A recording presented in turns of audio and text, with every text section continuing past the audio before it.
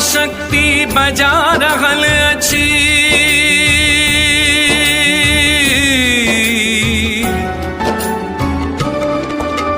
नारी शक्ति बजा रहल अछि। सखी बहिन पाबू ने विश्व पटल पर अपन महत्वक मान शान सौंपाबू ने।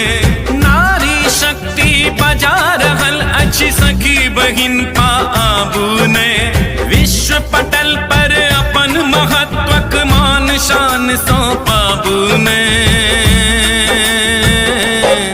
हम शक्ति स्वरूपा हम ही छी सीता, मिथिलाक अस्मिता